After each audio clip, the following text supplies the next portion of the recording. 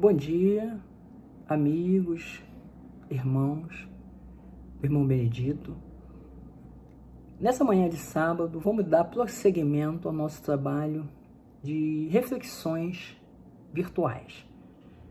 A nossa casa encontra-se temporariamente fechada em decorrência da pandemia e tão logo haja a possibilidade, será reaberta para nossas reuniões. Hoje vamos fazer um resumo do livro Aconteceu na Casa Espírita. Iniciando, eu vou fazer questão de ler o item 340 do capítulo 29 do Livro dos Médiuns. Diz o artigo 340: as sociedades pequenas ou grandes e todas as reuniões, qualquer que seja a sua importância, têm que lutar contra um outro escolho. Os promotores de perturbações não estão apenas no seu seio, mas estão igualmente no mundo invisível. Do mesmo modo que há espíritos protetores para as sociedades, as cidades e os povos, os espíritos malfazejos se ligam aos grupos como aos indivíduos. Atacam primeiro os mais fracos, os mais acessíveis, dos quais procuram fazer instrumentos e, pouco a pouco, tratam de cercar as massas, porque seu júbilo mau está em razão do número daqueles que têm sob seu jugo. Todas as vezes, pois, que num grupo uma pessoa caia na armadilha, é preciso se dizer que há um inimigo no campo, um lobo no redil, e que deve estar em guarda, porque é mais do que provável que multiplicará suas tentativas. Se ele não é desencorajado por uma resistência enérgica, a obsessão vem então como um mal contagioso, que se manifesta nos médios pela perturbação da mediunidade, e nos outros pela hostilidade de sentimentos, a perversão do centro moral e a perturbação da harmonia. Como o mais poderoso antídoto desse veneno é a caridade que procuram sufocar. Então, os inimigos de Cristo, os inimigos do ensinamento de Jesus, os inimigos da caridade, eles procuram justamente atacar a caridade desenvolvida numa casa espírita. E diz: não é preciso, pois, esperar que o mal se torne incurável para dar-lhe remédio. Não é necessário mesmo esperar os primeiros sintomas. Sobretudo, é preciso dedicar-se em preveni-lo. Para isso, há dois meios eficazes, se forem bem empregados: a prece de coração e o estudo atento dos menores sinais que revelem a presença de espíritos enganadores. O primeiro atrai os bons espíritos, que não assistem com zelo senão aqueles que o secundam por sua confiança em Deus. O outro prova os maus, que estão tratando com pessoas bastante clarividentes e bastante sensatas para não se deixar enganar. Se um dos membros sofre a influência da obsessão, todos os esforços devem tender, desde os primeiros indícios, a lhe abrir os olhos, temendo que o mal se agrave, a fim de conduzi-lo à convicção de que está enganado e ao desejo de secundar aqueles que querem livrá-lo. Então, verificamos aqui no item que é possível evitar esses ataques espirituais com exercício da caridade. A invigilância, ela permite que haja esses ataques. Então, o que acontece? Quando se percebe que um está sofrendo algum ataque, o grupo deve se mobilizar e intervir de alguma forma para que haja o reinício do controle daquele médico que se encontra em desarmonia. O livro, ele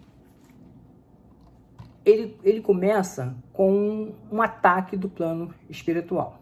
Os inimigos da casa, eles se reúnem para ajustar um ataque a uma casa espírita. O que eles observam? O que eles precisam fazer para isso? Eles começam a incentivar aqueles sentimentos menores que afloram em determinadas pessoas, afloram inclusive nesses médios que frequentam essas casas. A soberba, a arrogância, a vaidade. Então eles incentivam em cada um aquilo que está mais aflorado. Então, o presidente, que é o Castro Israel, que é o diretor das atividades doutrinárias, acabam, em desdobramento, tendo contato com a espiritualidade superior. E esta mostra o que vai acontecer, o que está acontecendo na casa. Através de um sonho, os dois veem que a casa espírita está sofrendo algumas rachaduras. Eles entendem que aquelas rachaduras são materiais, é a obra que está mal feita, a casa está precisando de reparos.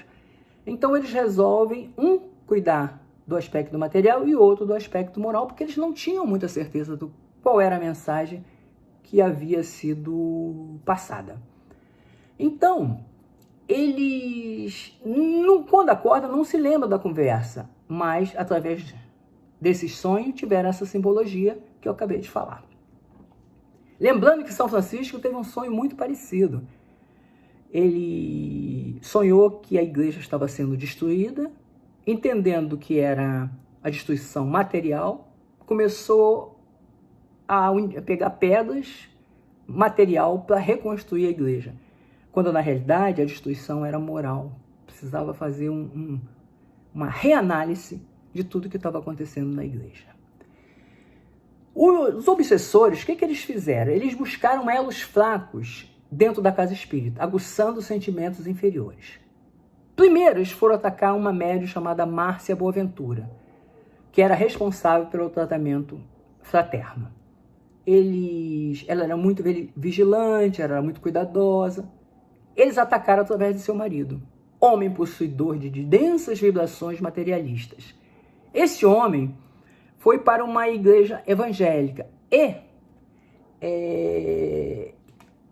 através de entidades maléficas, ele foi cada vez mais tendo a mente envolvida e começou a fazer popudas doações para a igreja. E isso acarretou bastante desarmonia dentro de casa e fazendo com que a Márcia Boaventura questionasse o efetivo auxílio que ela estava obtendo na casa espírita. Voltaremos a falar da Márcia Boaventura daqui a pouco. Muitas pessoas revestidas de fé verdadeira também frequentavam a igreja, e os emissários de Deus estavam presentes em todos os lugares. Deus não desampara em nenhum momento quem trabalha em silêncio. O próximo passo dos invasores seria atacar o grupo de fluidoterapia. Eles ficaram junto dos tarefeiros encarnados e verificaram, através de seus sentimentos inferiores, quem proporcionava brecha para a infiltração. Verificaram uma passista que nutriu o desejo de possuir a faculdade de cura, que queria ser especial. Tinha tendências fanáticas que eram controladas pelo estudo e o trabalho. Esta passista não compreendia que era um simples instrumento. Embora haja uma pequena parcela de magnetismo humano, a maior parcela é dos espíritos. Maria Souza, era o nome da nossa passista, foi a escolhida pelos obsessores. Foi para a casa espírita, autorizando a entrada dos invasores através dos seus pensamentos pedantes. Em determinado momento, ela estava aplicando um passe de cura e a pessoa que recebeu o passe se sentiu imensamente, e num gesto de gratidão, entendeu que ela era responsável pela cura. E Maria Souza, repleta de vaidade, entendeu que era realmente uma escolhida. E começou fazendo com que todos a reconhecesse como uma pessoa que tinha um dom muito especial. Mal sabia que o Júlio César era o nome do espírito, do líder da turma das trevas, tinha combinado com o obsessor que estava acompanhando a senhora que recebeu o passe, combinou que ele se afastasse durante alguns meses, para que ela, naquele momento, se sentisse melhor e reconhecesse em Márcia a cura que a fez sentir-se infinitamente melhor.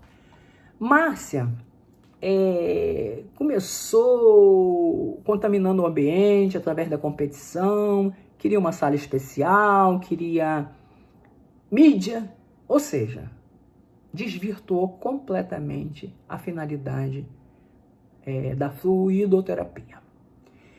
Os próximos alvos do perseguidor seriam os médios ostensivos, mas foram barrados quando pretendia invadir um grupo de desobsessão. Júlio César esbravejava, exalando fluidos nocivos que eram neutralizados pelos benfeitores espirituais. Os tarefeiros da desobsessão eram disciplinados e vigilantes. Os bons espíritos sempre os acompanhavam, livrando-os dos adversários. Gonçalves recebeu fluidos amorosos de um dos benfeitores e foi parcialmente esclarecido.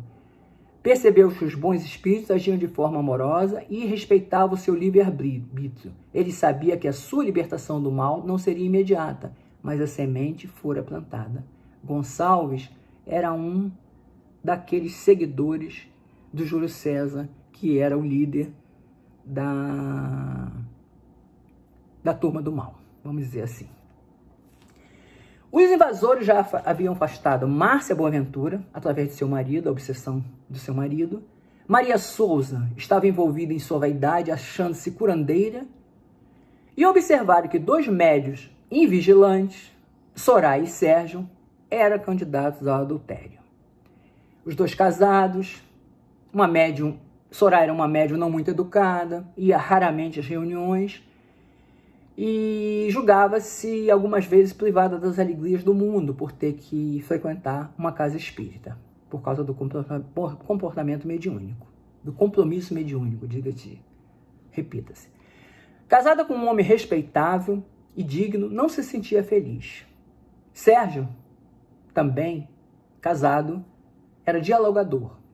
Era casado com uma mulher digna de proteção, de admiração e amparo espiritual. Porém, eles ignoraram as orientações espíritas e entregaram-se à disposição de entidades desequilibradas, permanecendo interessados apenas nos fenômenos e menos na moral espírita, ligaram-se pelas vibrações mentais. Os instrutores espirituais sabiam deste possível envolvimento, deram orientações, exaltando a moral, o nobre objetivo do casamento, o esforço de cada pessoa para domar as más tendências, mas não podia interferir em seu livre-arbítrio. Júlio César armou um plano para atuar com a fascinação. A fascinação é uma ilusão criada diretamente pelo espírito no pensamento do médium, paralisando de certa maneira a sua capacidade de julgar as comunicações. O médium fascinado não se considera enganado. O espírito consegue inspirar-lhe confiança cega, impedindo de ver a mistificação e de compreender o que escreve, mesmo quando isto salta aos olhos de todos. No campo da sensualidade, dos instintos humanos, pois os 2 já vibravam em baixa sintonia,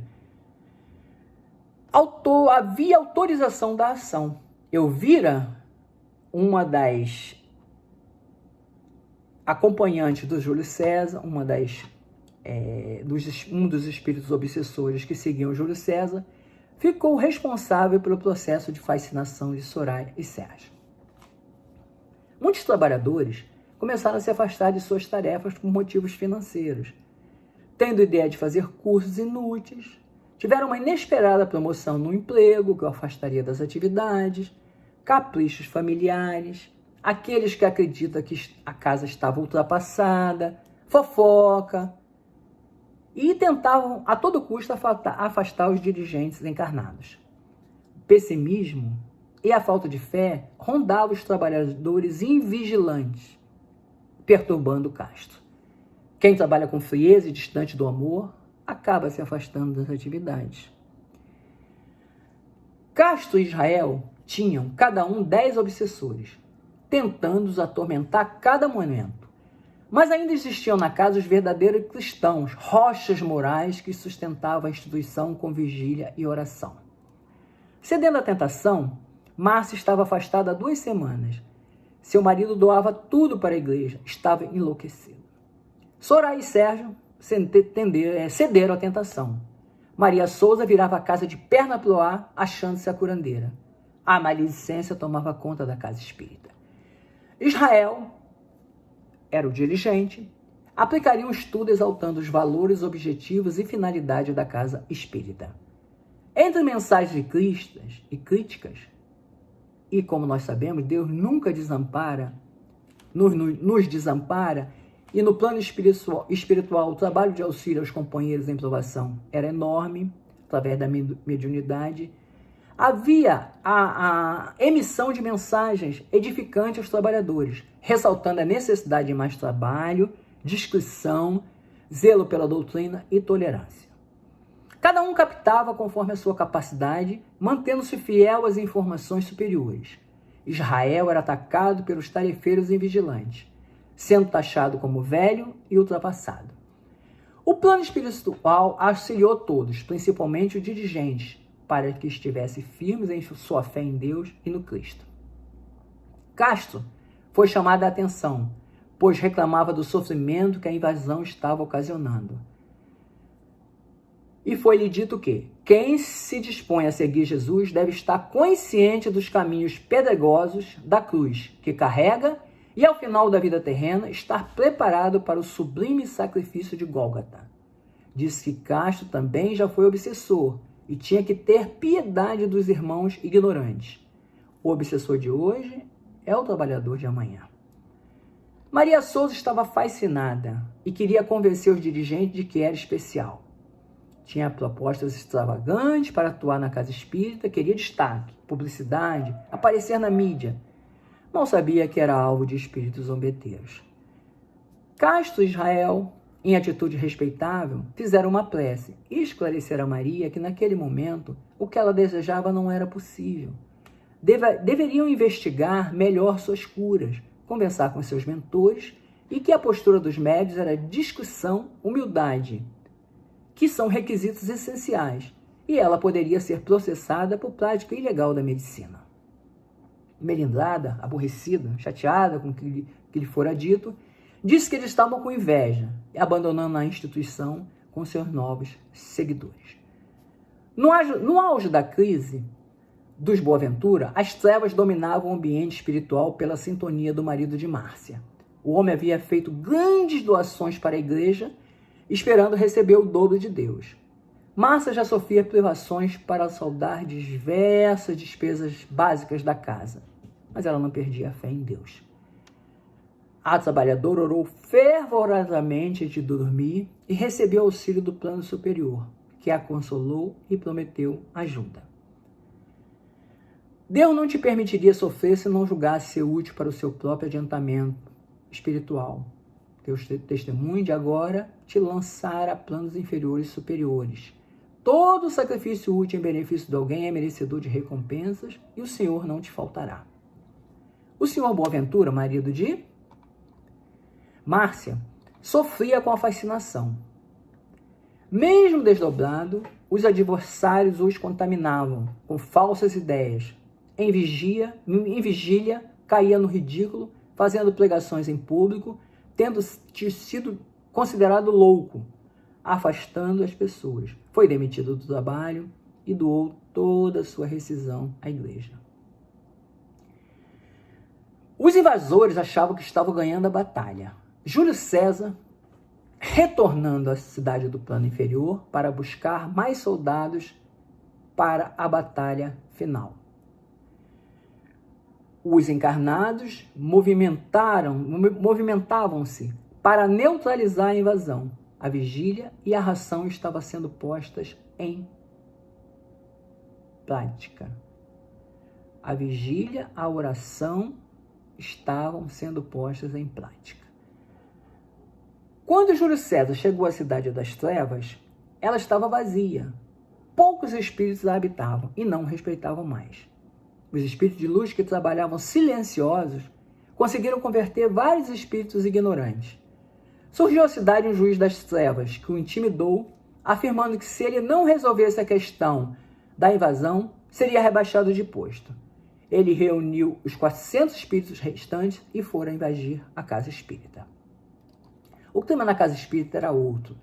A tranquilidade permanecia, mas os adversários continuavam a perturbar Castro, que estava constantemente irritado. Ele ainda estava sendo perturbado por 5 entidades que não davam descanso. A grande questão é que Castro colocava a ordem e a disciplina acima da caridade, da compreensão e do amor ao próximo. Assim, os inimigos da paz encontram farto campo para atuação, afetando-o. Israel o convidou para visitar Márcia, cujo marido havia sido internado num sanatório, pois perdera completamente a razão. Castro deu suas economias para Márcia pagar suas contas e retornar ao trabalho, visto que seu marido seria cuidado no hospital. Quando os 3 leram as bem-aventuranças e oraram fervorosamente, os 5 espíritos que acompanhavam Castro libertaram-no e libertaram-se, sendo tocados pelo amor de Deus. Os 3 prestaram atendimento à Boaventura, que melhorou consideravelmente.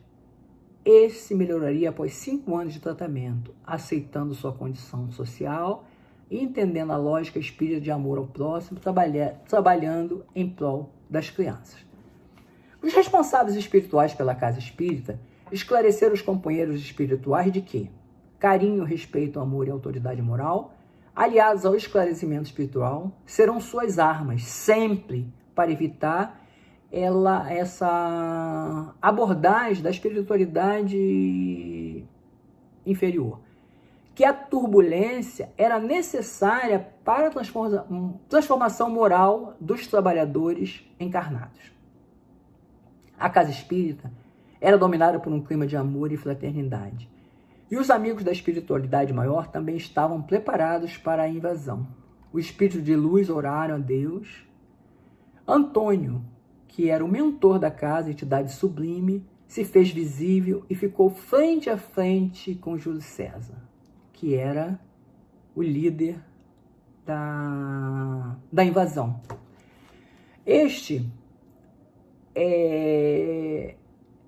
envolve todos os invasores com amor e caridade através da prece. Ou seja, Antônio envolve todos os obsessores numa atmosfera de luz através da prece, do amor e da caridade. Júlio fugiu para a cidade das trevas. Lá recebeu zombaria de outros espíritos que fugiram. Na casa espírita, tudo transcorria bem.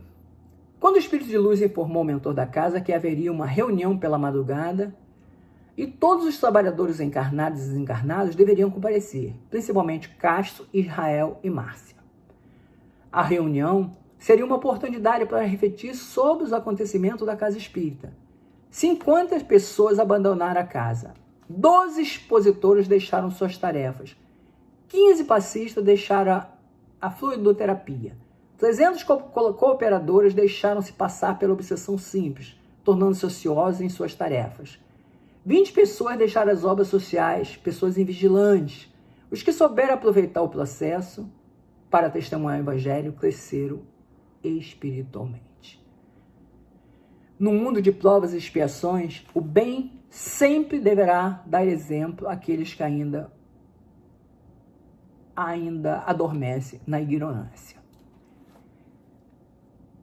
Na economia de Deus, só há um lucro verdadeiro, quando o evangelho salda os débitos do passado e multiplica as disposição de servir, sob os rendimentos da união e da fraternidade. O prejuízo aparece sempre que não investimos nos ensinos de Cristo. Diante das vibrações superiores, Júlio César rendeu-se ao amor paterno.